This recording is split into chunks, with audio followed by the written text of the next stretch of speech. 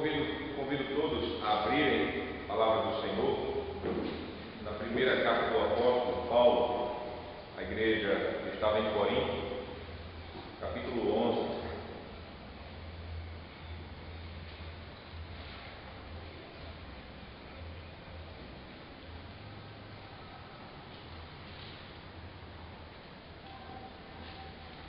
E o versículo da nossa leitura se inicia no versículo 17. O início da nossa leitura se inicia no versículo 17. E vamos até o versículo de número 34.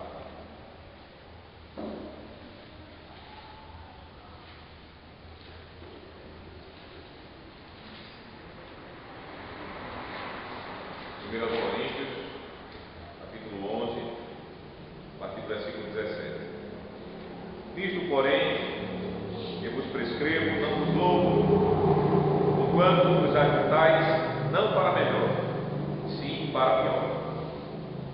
Porque, antes de tudo, estou informado a haver divisões entre vós, quando vos reunis na igreja, e eu, em parte, creio. Porque até mesmo importa que haja partidos entre vós, para que também os aprovados se tornem conhecidos em vosso meio. Quando, pois, vos reunis no mesmo lugar, não é a ceia do Senhor que comeis. Porque, ao comermos, cada um toma antecipadamente a sua própria ceia. E há quem tenha fome, ao passo que há também quem se embriague. Não tendes, porventura, casas onde comer e beber? Ou menosprezais a igreja de Deus e envergonhais os que nada têm? Que vos direi? Louvar-vos-ei? Nisto certamente não vos louvo. Porque eu recebi do Senhor, que também vos entreguei, que o Senhor Jesus, na noite em que foi traído, tomou o pão e, tendo dado graças, o partiu e disse: isto é o meu corpo, que é dado por vós. Fazei isto em memória de mim. Por semelhante modo, depois de haver ceado, tomou também um cálice, dizendo: este cálice é a nova aliança do meu sangue. Fazei isto todas as vezes que o bebedes em memória de mim. Porque todas as vezes que comerdes este pão e bebedes o cálice, anunciais a morte do Senhor até que ele venha. Por isso, aquele que comer o pão ou beber o cálice do Senhor indignamente, será réu do corpo e do sangue do Senhor. Examine-se, pois, o homem a si mesmo, e assim coma do pão e beba do cálice. Pois quem come e bebe sem discernir o corpo, come e bebe juízo para si. Eis a razão porque há entre vós muitos fracos e doentes, e não poucos que dormem. Porque se nos julgássemos a nós mesmos, não seríamos julgados. Mas, quando julgados, somos disciplinados pelo Senhor, para não sermos condenados com o mundo. Assim, pois, irmãos meus, quando vos reunis para comer, esperai uns pelos outros. Se alguém tem fome, coma em casa, a fim de não vos reunires para juízo. Quanto às demais coisas, eu as ordenarei quando for ter convosco. O texto da nossa pregação serão os versículos 28 e o versículo de número 29. Examine-se, pois, o homem a si mesmo, e assim coma do pão e beba do cálice. Os que comem e bebem sem discernir o corpo, comem e bebem juízo para si.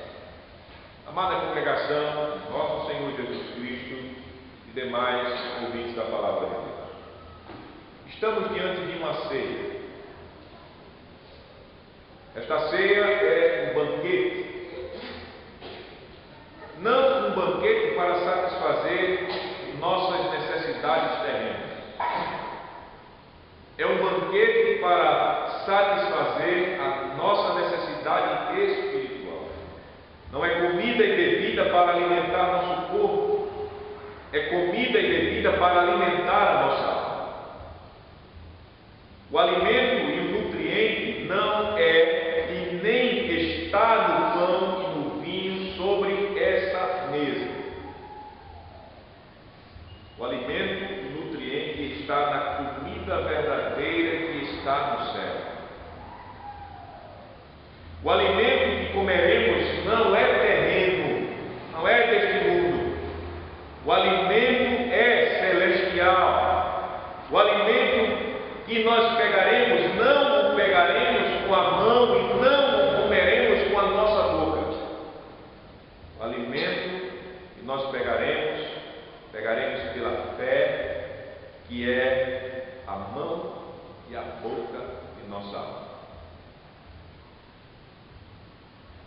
O alimento que nos será servido na mesa, meus irmãos e minhas irmãs, é o próprio Senhor Jesus Cristo. Ele é o pão do céu, Ele é o pão da vida eterna, Ele é o nosso único e suficiente Salvador. Ele é a comida e bebida celestial para a nossa alma e que nos alimenta para a vida eterna. Estamos diante da ceia do Senhor. E Jesus Cristo, Ele instituiu essa ceia e Ele entregou essa ceia para a igreja dele. Nós, aqui, como membros do corpo dele, estamos prontos, prestes a celebrarmos a obra salvadora, maravilhosa de Cristo em nosso favor. Estamos prestes para nos alimentarmos do nosso próprio Senhor Jesus Cristo pela fé. A ceia está diante de nós. Este banquete espiritual.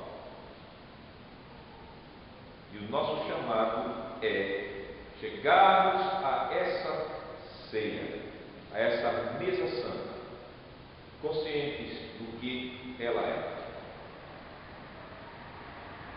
Para nos instruirmos, para sermos instruídos mais sobre o que é a ceia, é que eu chamo a todos a ouvirem o Evangelho no seguinte tema: examine-se antes de tomar a ceia do Senhor. Esse é o tema da nossa pregação nesta noite. Examine-se antes de tomar a ceia do Senhor. E nós veremos 3 pontos nessa pregação. Primeiro ponto, esse exame é uma ordem. Em segundo lugar, esse exame é particular. E em terceiro lugar, esse exame é para o nosso bem. Examine-se antes de tomar a ceia do Senhor. Um pouco do contexto da palavra que nós acabamos de ler. Você sabe que a igreja de Corinto foi uma igreja muito problemática. Se você não leu ainda as cartas do apóstolo Paulo a essa igreja, faço um desafio a você: comece a ler rápido. E quando você entrar nessas 2 cartas, você vai ver que a igreja de Corinto era uma igreja cheia de divisões, era uma igreja com imoralidades muito grosseiras e escandalosas, sendo toleradas dentro da igreja, uma igreja que tinha problemas de disciplina muito sérios, era uma igreja que tinha crentes se misturando com pessoas muito ímpias, com idolatria, chegando ao ponto de participarem dos cultos pagãos da sua cidade, Corinto, uma cidade muito idólatra. Era uma igreja onde havia muitos crentes libertinos, crentes que estavam abusando da graça de Deus, fazendo aquilo que em si não era proibido, mas que estava trazendo escândalo para outros crentes que tinham mentes um pouco mais fracas. Era uma igreja que tinha mulheres pregando no culto, algo que Deus não aceita e não autoriza. Era a igreja que tinha problemas de ordem no culto, uma verdadeira bagunça dentro do culto, que você pode ver quando você chega, por exemplo, no capítulo 14 da carta. Uma igreja que havia muita rebeldia contra os homens ordenados, até mesmo contra o apóstolo Paulo. Uma igreja que tinha dentro dela ensino falso, sendo suportado pelos líderes da igreja, e uma igreja que tinha a profanação da Santa Ceia. Essa era a igreja em Corinto. Essa era a situação dessa igreja de Cristo ali. Não eram poucos problemas, mas eram problemas pesados dentro da igreja do Senhor em Corinto. Isso nos mostra, meus amados irmãos, que nós não podemos ter uma visão de uma igreja perfeita na terra. A visão de uma igreja perfeita somente temos quando nós olhamos para a igreja que já está com o Senhor lá no céu.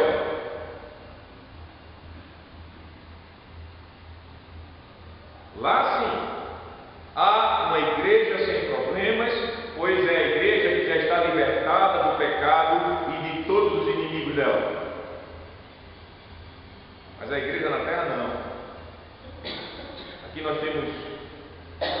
muitas aflições por causa de nossas fraquezas e até dos nossos pecados.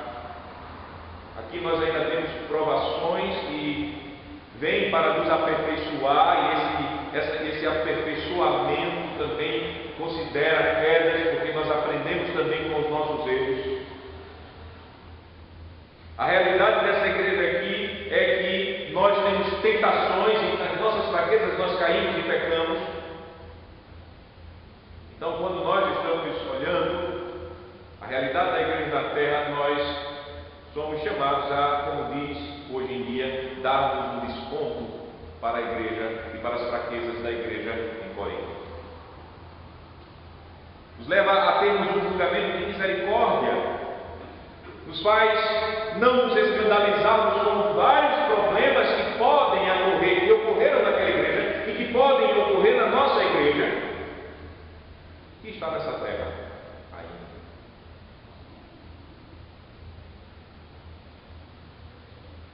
E também nos mostra, sabe o quê? Como o nosso Deus é misericordioso, como o nosso Deus é paciente, como o nosso Deus é gracioso, pois Ele enviou o seu Filho para morrer por esta igreja. Ele enviou o seu Filho para que Ele pudesse pagar o preço e comprar essa igreja para ser o santuário do próprio Espírito dele. Que Deus misericordioso, que Deus de graça, que Deus de amor, porque eu mesmo e você, eu acredito, olhando para uma igreja como de Corinto, a gente não queria nem chegar lá e quanto mais morrer por ela, mas Deus mostra o seu grande amor por nós, tendo nos amado, sendo nós ainda pecadores. Agora, um outro detalhe deve ser mantido: a fraqueza e os pecados da igreja não devem ser tolerados, mas corrigidos. Foi isso que o apóstolo fez. O apóstolo Paulo ele fez uma forte exortação para a igreja a corrigir a conduta dela. No caso aqui da passagem que nós vemos, o apóstolo ele corrigiu a igreja quanto ao modo como ela estava celebrando a ceia santa do Senhor. O apóstolo Paulo ele tinha motivos para a repreensão. O versículo 17 ele nos diz: nisto, porém, que vos prescrevo, não vos louvo, não vos elogio, porquanto vos ajuntais não para melhor, e sim para pior. Toda e qualquer reunião da igreja deve visar o melhor. Seja os cultos, seja as reuniões de oração, seja os encontros das senhoras, seja os encontros dos homens, os encontros das crianças. Qualquer tipo de reunião dentro da igreja deve ser para o melhor. Mas nem para o melhor a igreja estava se reunindo. Pelo contrário, ela estava se reunindo para o pior. Aí o apóstolo entra. Por quê? O que estava acontecendo?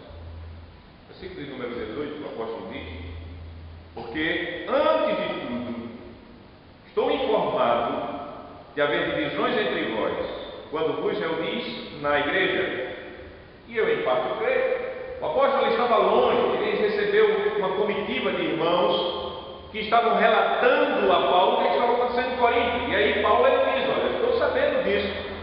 E no versículo 19 ele continua: porque até mesmo importa que haja partidos entre vós, para que também os aprovados se tornem conhecidos em vosso meio.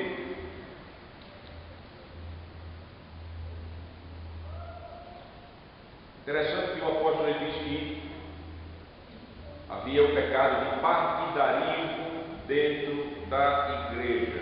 Ele já havia falado isso, por exemplo, em 1 Coríntios capítulo 1, no versículo de número 10 a 12. Logo no primeiro capítulo da carta, Paulo ele descreve o problema do partidarismo, o pecado de partidarismo dentro da igreja.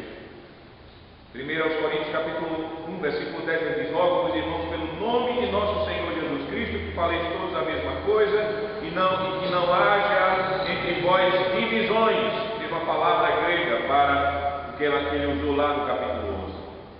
Antes sejais inteiramente unidos na mesma disposição mental e no mesmo parecer, pois a vosso respeito, meus irmãos, fui informado pelo da casa de Cloe de que há contendas entre vós. Refiro-me ao fato de cada um de vós dizer: eu sou de Paulo, e eu de Apolo, e eu de Cefas, e eu de Cristo. E ele pergunta: acaso Cristo está dividido? Foi Paulo crucificado em favor de vós, ou fostes porventura batizados em nome de Paulo? Então havia o pecado de partidarismo dentro da igreja. Os crentes estavam divididos nos seus grupinhos, nos seus timinhos, tendo os seus preferidos. O apóstolo diz, e é interessante como Deus trabalha dentro da igreja, o apóstolo diz que esse pecado de partidarismo era até algo necessário dentro do modo de Deus trabalhar na igreja, porque era por meio desse pecado que Deus estaria revelando quem era dele e não. Versículo de número 19. Mas a coisa estava feia demais.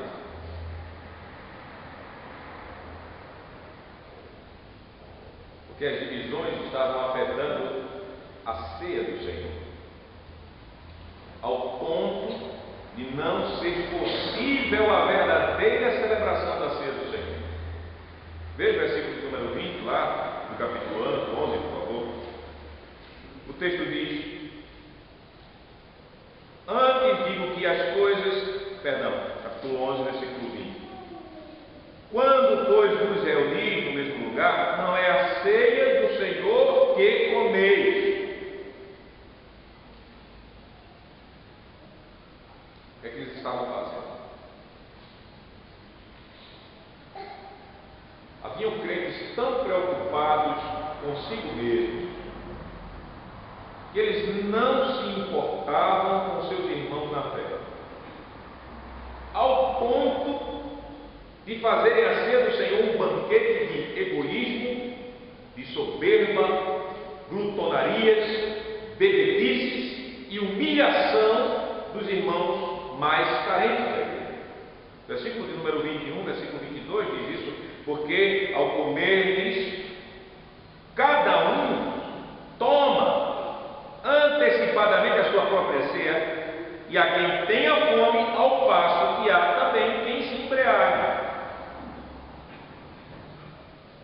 Não tendes porventura casas onde comer e beber? Ou menosprezais a igreja de Deus e envergonhais o que nada tem? Eu vos direi: louvar-vos-ei? Nisto certamente não vos louvo. Você pode imaginar esse problema dentro da igreja? Você pode imaginar o motivo de uma dura repreensão dessa? Olha aí, meu Deus. Era sério o pecado. É claro que todo pecado é sério, né?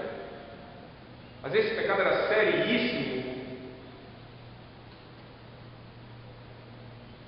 O pecado de egoísmo, o pecado de soberba se manifestava em desprezo pelos irmãos mais carentes, em glutonarias e bebedices. Na ceia. E esse pecado estava profanando a ceia do Senhor. Aquilo que era santo estava sendo poluído. E até descaracterizou a ceia do Senhor. Por isso o apóstolo Paulo, ele foi forte na repreensão. Não foi uma repreensão fraca não, foi algo muito forte. Porque o sacramento do Senhor estava sendo profanado.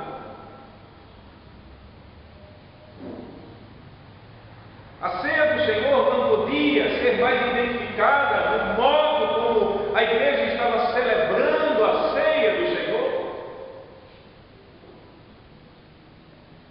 Meus amados irmãos, nós devemos tomar muito cuidado com a nossa conduta dentro da igreja.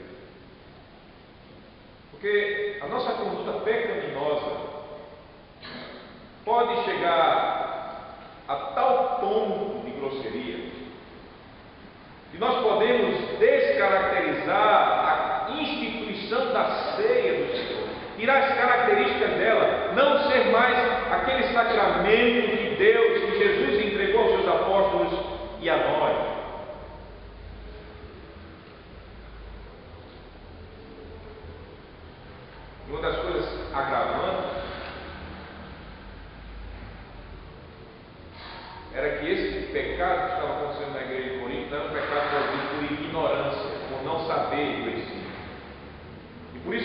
apóstolo é tão pesado?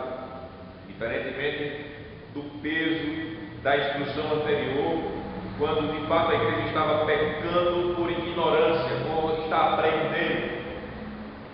Por isso que quando Deus, ele está aprendendo isso na quarta-feira, ele tinha sacrifícios para pecados de ignorância e havia sacrifícios para os pecados de culpa, ou seja, o cara sabia o que deveria fazer, não fazia, então havia ofertas distintas para cada tipo de pecado. Então, na instrução a mesma coisa. Quando nós vemos que a igreja está pecando por ignorância, nós temos sim uma disciplina, uma correção, mas com um certo tom, uma certa dose. Mas quando a igreja está pecando sabendo o que deve fazer e não faz, então a severidade é muito maior. Está acontecendo aqui.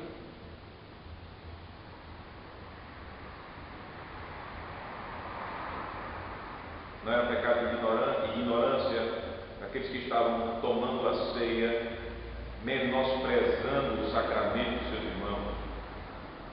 Era um pecado consciente. Eles sabiam do ensino do Senhor, e por isso o apóstolo diz: nisto certamente não vos julgou. Tinha outras coisas para ser louvado na igreja de Corinto, ainda tinha, mas nisto não, o apóstolo está dizendo. E o que é que o apóstolo fez? Então, ele relembrou o que ele havia ensinado acerca da ceia do Senhor. Versículos 23 a 25.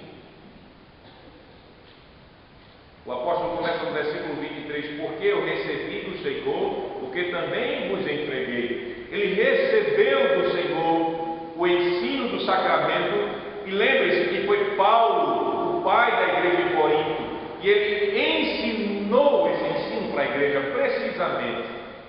Foi Paulo que iniciou a igreja de Corinto. E aí ele relembra as palavras da ceia do Senhor. E isso é muito importante para nós também.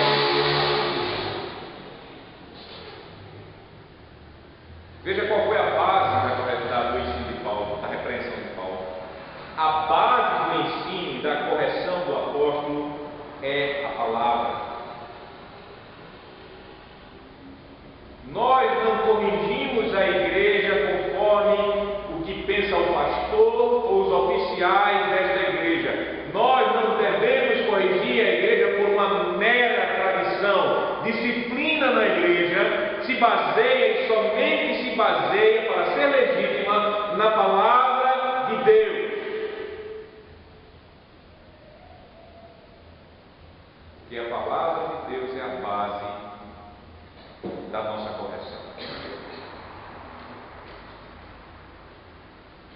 Assim fez o apóstolo.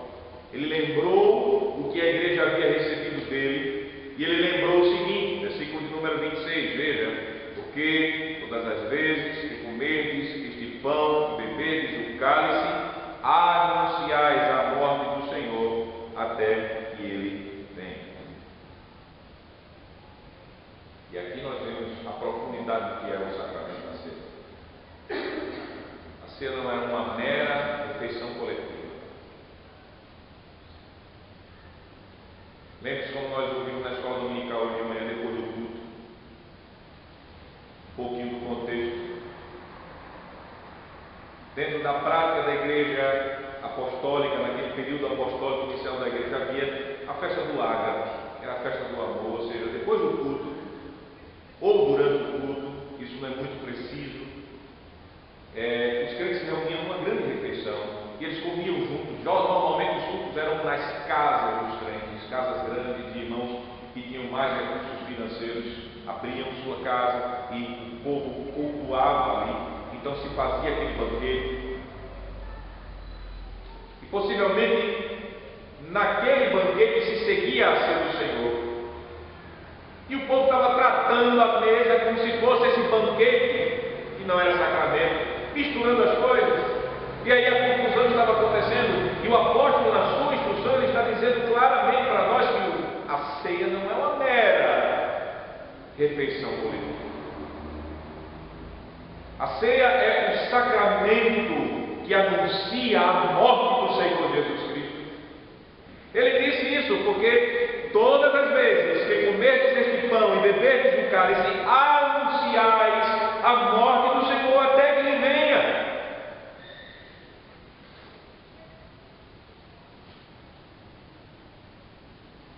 A ceia é um sinal, por isso que é sacramento, um sinal santo, um selo santo. Ela torna visível, ela garante a graciosa obra salvadora de Cristo em seu favor e em meu favor, como igreja. Quando nós nos reunimos ao redor dessa mesa para tomarmos essa ceia, nós estamos anunciando a todos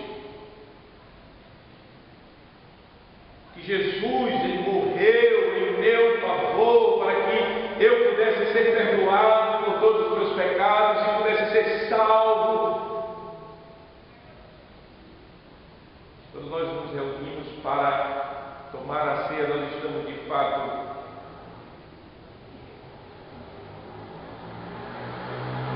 anunciando essa obra salvadora até que o Senhor volte. Saibam assim, meus irmãos e minhas irmãs, que comer e beber nessa mesa e desta mesa não é o mesmo que participar de um banquete com amigos. Não é o mesmo. Mas comer e beber da ceia é participar do próprio Cristo.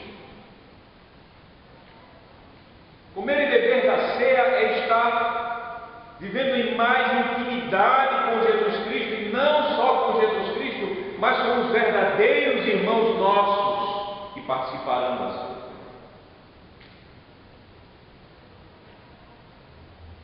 Isso é verdade claramente naquilo que o apóstolo fala lá, mesmo a mesma carta, 1 Coríntios capítulo 10, versículo de número 14. Quando ele instrui os crentes a fugirem da idolatria, ele mostra que o sacramento não é somente um simples memorial, mas o sacramento da ceia, ele é algo que nos une mais a Jesus de modo espiritual. Veja o que o apóstolo diz: portanto, meus amados, fugi da idolatria. Portanto, meus amados, fugi da idolatria. Falo como a criteriosos. Julgai vós mesmos o que vos digo. Porventura, o cálice da bênção que abençoamos não é a comunhão do sangue de Cristo? O pão que partimos não é a comunhão do corpo de Cristo? Veja, ele não está tratando como um mero pão e um mero vinho, um mero celebrar. Ele está dizendo que nós temos comunhão.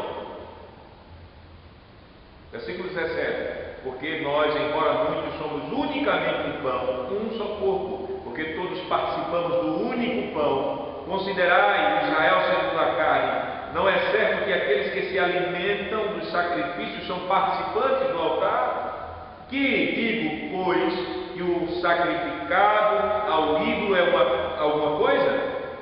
Ou que o próprio ídolo tem algum valor? Antes digo que as coisas que eles sacrificam, ou seja, aqueles que estavam vivendo em paganismo, as religiões pagãs, é a demônios que a sacrificam e não a Deus. E eu não quero que vos torneis associados aos demônios. Porque tinha crente que estava participando da mesa do Senhor e estava indo participar dos sacrifícios pagãos. Aí versículo 21. Não podeis beber o cálice do Senhor e o cálice dos demônios. Não podeis ser participantes da mesa do Senhor e da mesa dos demônios. Ou provocareis zelos do Senhor? A pergunta: somos acaso mais fortes do que Ele? Isso é outro sermão. Mas aqui nesse texto nós vemos que comer e beber dessa mesa não é o mesmo que participar de um banquete de amigos. comer e beber da ceia é participar do próprio Cristo que morreu por nossos pecados, é ser unido a Ele e aos nossos verdadeiros irmãos. A ceia é o banquete espiritual, a ceia é o sinal e selo que garante a nossa união com Cristo e com nossos irmãos em um só corpo, a igreja. Por isso, veja o versículo 27, por favor, capítulo 11. O apóstolo fala. Por isso, ele está continuando o raciocínio dele. Por isso, aquele que comer o pão ou beber o cálice do Senhor indignamente, será o quê? Réu do corpo e do sangue do Senhor. Essa palavra réu nos lembra de juízo, tribunal, aquele que é culpado, aquele que fez um crime e está sob julgamento de um juiz.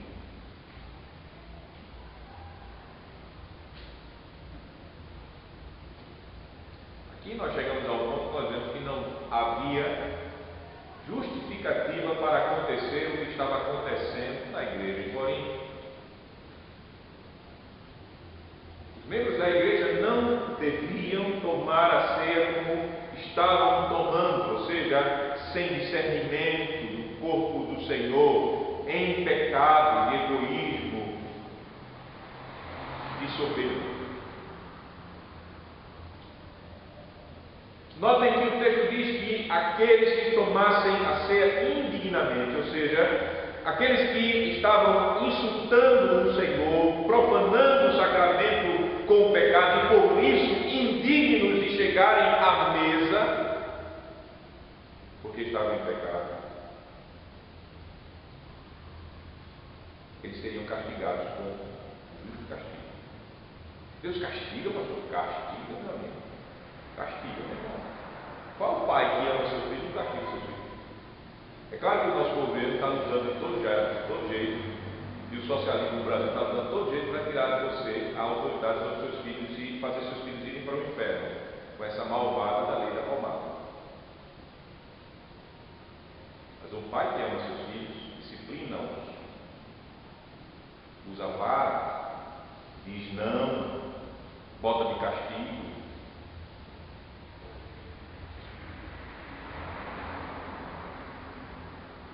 E a Bíblia diz que como um pai que ama seu filho disciplina, o Senhor me disciplina. Provérbios capítulo 13.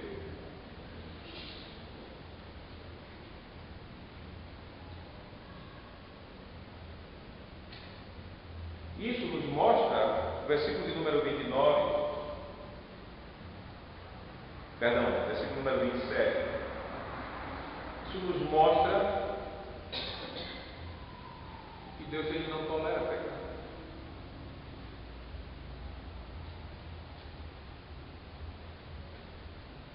Deus ele não tolera que o mandamento dele seja menosprezado. E por isso a bagunça e o pecado profanador da ceia em Corinto tinha que acabar logo, rápido. O pecado é algo que a gente não fica guardando, a gente guarda dinheiro, a gente guarda amor, né? O pecado a gente não guarda. O pecado se trata. Deus não tolera pecado.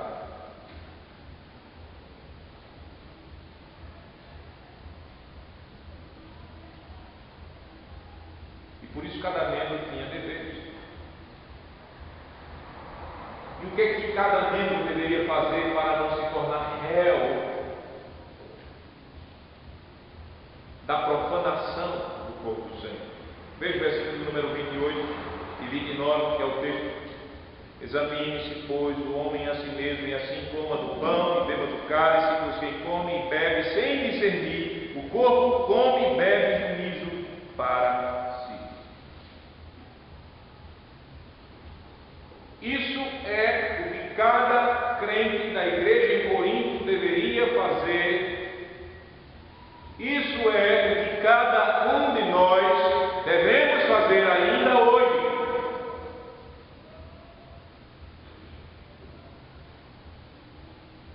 E aí é um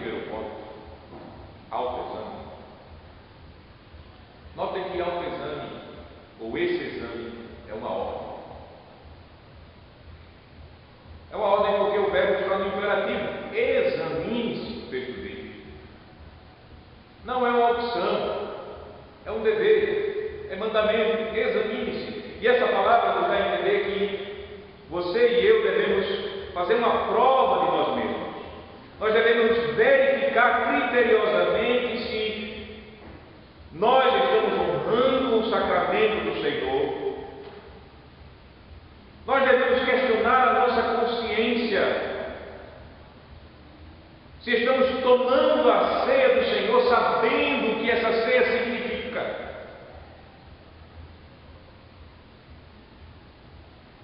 Se você chega nessa reunião, você tem que verificar isso. Se você chega nessa reunião com o objetivo de dar graças ao Senhor pela salvação graciosa que Ele fez por você.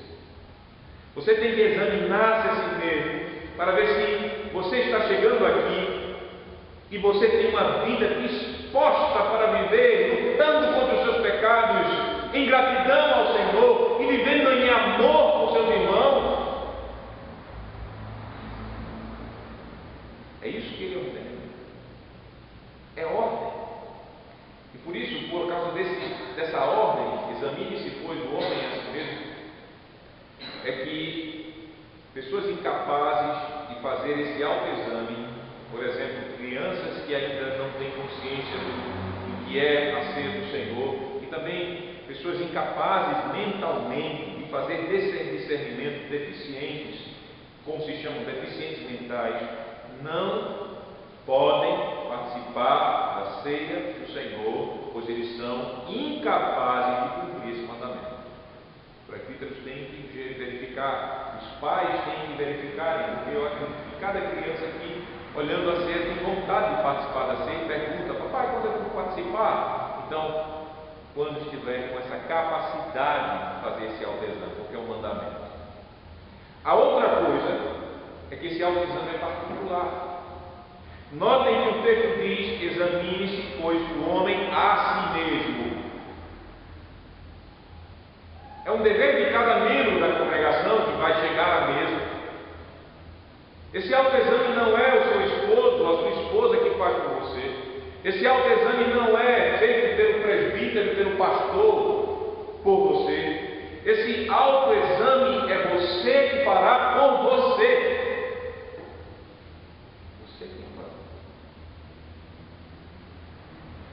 Você tem que examinar o seu coração, a sua mente. Os oficiais de fato protegem a mesa daqueles que querem viver em pecados e escandalosos pecados, e daqueles que não pertencem à congregação, porque esse mandamento aqui é para uma congregação. Esse mandamento aqui visa livrar você de pegar indignamente, porque você não está discernindo, e é condenação para os hipócritas, porque hipócrita ninguém vê, só Deus vê.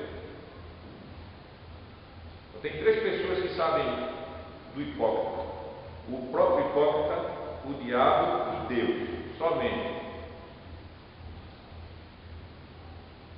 Esse mandamento é o próprio crente que deve fazer. E a terceira coisa, esse autoexame é para nós. O liberalismo, nem imagina sobre disciplina. Se falar em disciplina hoje na igreja, falta diálogo.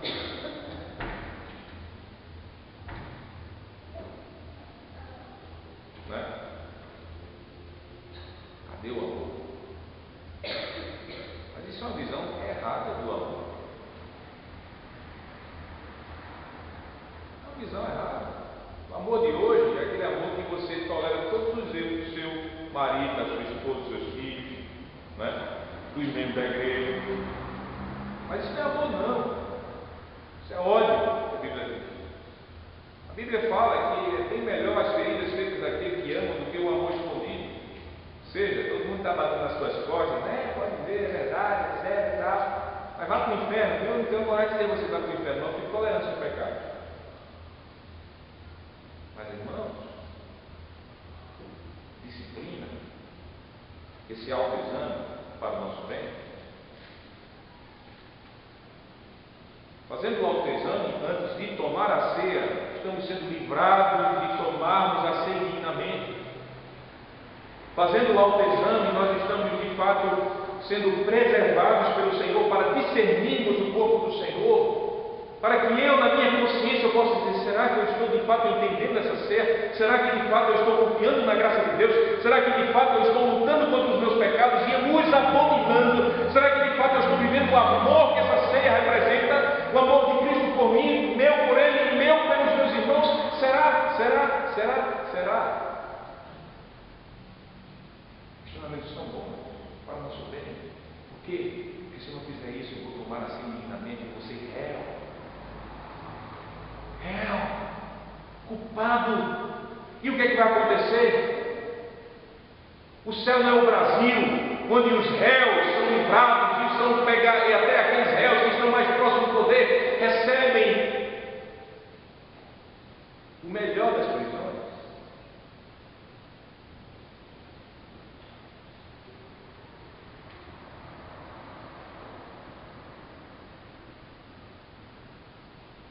Veja qual a bondade do Senhor. Veja que Deus diz no versículo 30: eis a razão, porque há entre vós muitos fracos e doentes, e não poucos que dormem.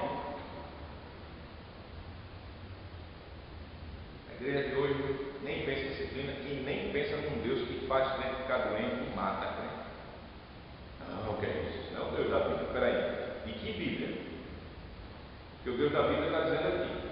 O apóstolo, é claro que nem todas as doenças e todas as mortes dentro da igreja são causadas pelo juízo de Deus. De fato, não estou dizendo isso, nem o apóstolo está dizendo isso.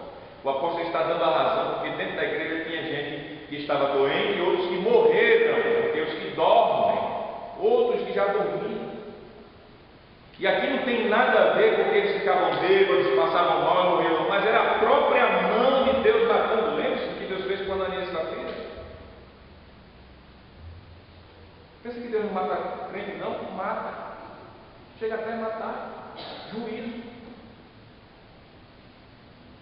Por isso que nós não podemos brincar com a disciplina do Senhor. Por isso que nós não podemos brincar com o pecado dentro da igreja. Por isso que o juízo de Deus, ele é tão claro na Bíblia. É um juízo severo para quem vive em pecado, para quem ama o pecado. Chega a ferir com doença, ele pode até chegar a matar. Está vendo que o autoexame é para o nosso bem? Para o nosso bem.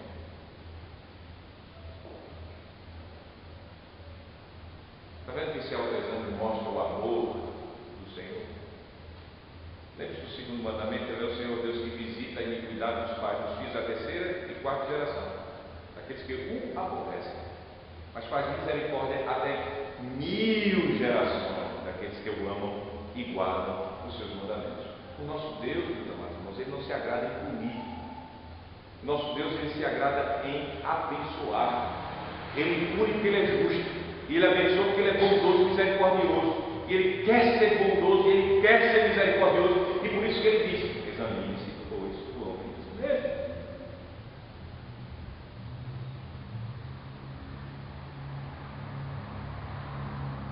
Porque ele não quer nos condenar no comum.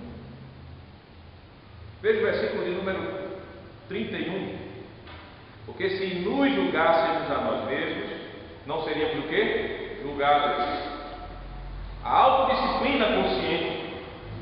Quando nós crentes chegamos e dizemos: Senhor, estou em pecado contra o Senhor, me perdoa, eu reconheço. Podendo até, se preferir, não continuamente, se afastar da mesa até.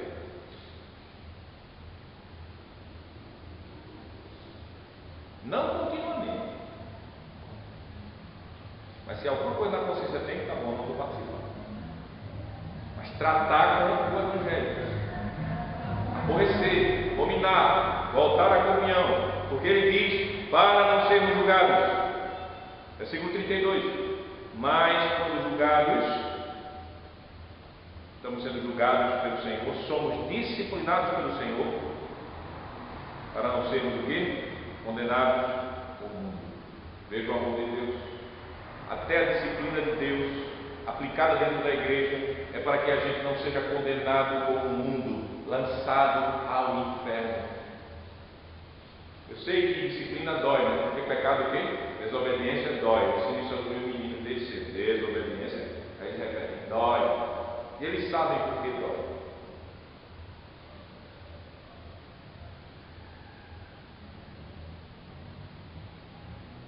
E a gente sabe muito bem que dói a gente quer, né?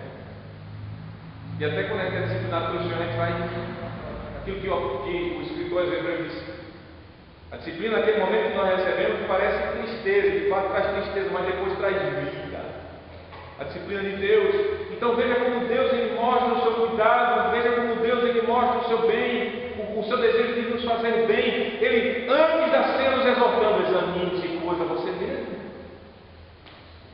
Eu quero te abençoar, eu quero de fato fazer você provar tudo aquilo que significa essa ceia. Eu quero que você santifique o meu filho quando você estiver participando.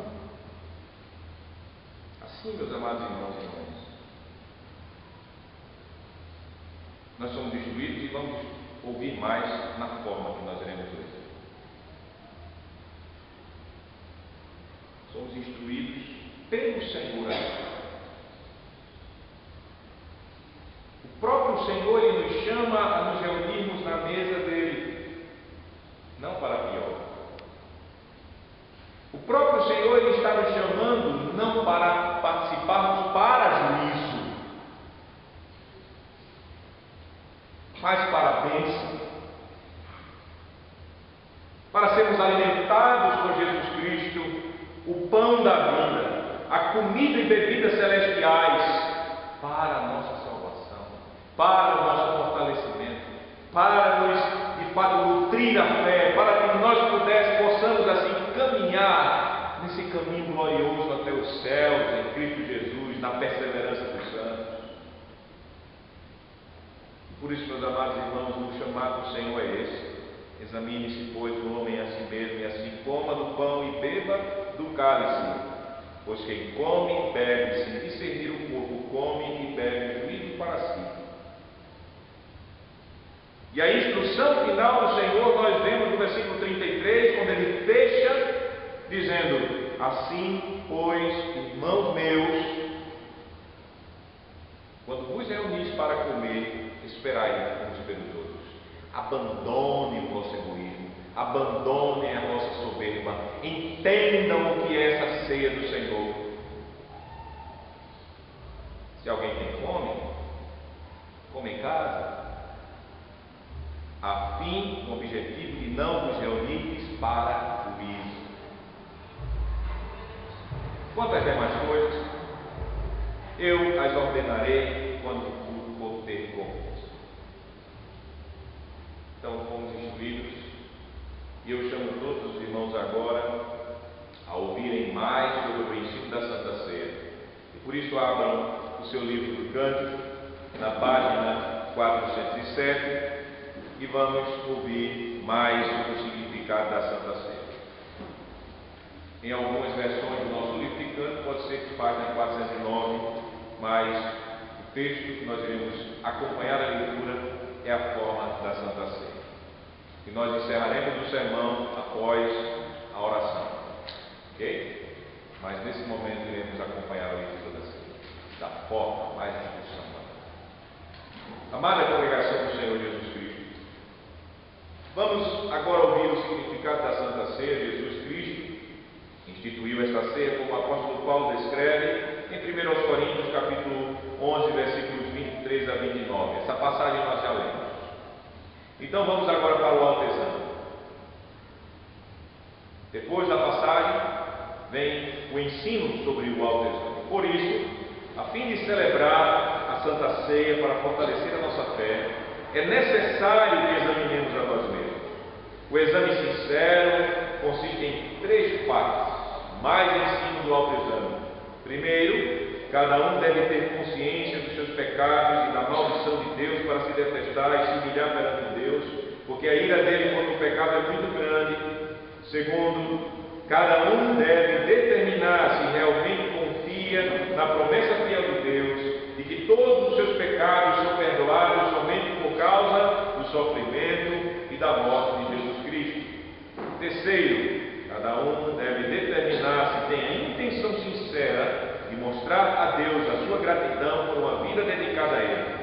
Do mesmo modo, deve mostrar que está resolvido a amar o próximo e deixar toda a hipocrisia, inveja, inimizade e raiva.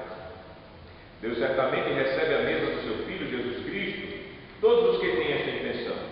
Declaramos a eles que Deus os recebe em graça e lhes dá esta comida e bebida celestial, apesar dos muitos pecados e fraquezas que lhes restam contra a sua vontade. Por outro lado, declaramos que aqueles que não têm esta intenção comem e bebem juízo para si. Por isso, advertimos que eles se abstenham da mesa do Senhor. Nós declaramos aos que praticam pecados ofensivos que não têm parte no reino de Cristo se não se arrependerem. Ofensivos consideramos os seguintes pecados: servir a ídolos ou invocação dos falecidos, prestar homenagem a imagens, dar crença à feitiçaria ou bruxaria, desprezar a Deus, a sua palavra e aos santos sacramentos, brigar, ser desobediente a seus pais e superiores, viver em ódio e inveja, adulterar, embriagar-se, roubar, em geral, viver uma vida dominada por pecados contra Deus e os homens. Todos os que permanecem em tais pecados devem abster-se desta comida que Jesus Cristo ordenou somente para seus fiéis, para não aumentarem seu juízo e condenação. Cristo nos mandou celebrar esta ceia em sua memória. Nesta mesa, nós lembramos que nosso Senhor foi enviado ao mundo pelo Pai. Ele se tornou homem para carregar a ira de Deus por nós. Ele foi preso a fim de que nós fôssemos libertos. Ele, embora inocente, foi condenado à morte, a fim de que nós fôssemos absolvidos por Deus. Ele foi amaldiçoado, a fim de que nós fôssemos abençoados. Ele foi desamparado por Deus, a fim de que nós nunca mais fôssemos desamparados por Ele. E quando disse, está consumado, Ele confirmou a nova e eterna aliança quando morreu e derramou o seu sangue. Toda vez que comemos este pão e bebemos desse cálice, Cristo nos lembra e garante que Ele nos ama. Com o seu corpo e sangue, Ele alimenta e sacia para a vida eterna as nossas almas famintas e sedentas. Isto é tão certo como nós recebemos este pão e vinho em memória dele. Por seu sofrimento e morte, Cristo nos conquistou o Espírito vivificante. Através deste Espírito, nós somos unidos com Ele e recebemos todos os seus benefícios. Pelo mesmo Espírito, Ele nos une em amor fraternal, como membros de um só corpo. Portanto, todos nós, incorporados em Cristo por uma verdadeira fé, somos um só corpo. E devemos demonstrar este amor uns aos outros, não só de palavras, mas também de fato. Finalmente, Cristo nos mandou celebrar a Santa Ceia até que Ele venha. Na sua mesa provamos o começo da alegria eterna que Ele nos prometeu. Aguardamos com grande expectativa a abundância desta alegria no banquete do casamento do Cordeiro, quando Ele beber de novo conosco o vinho no reino dele, no reino de seu Pai, perdão. Regozijemo-nos, alegremos-nos e demos-lhe a glória, pois chegou a hora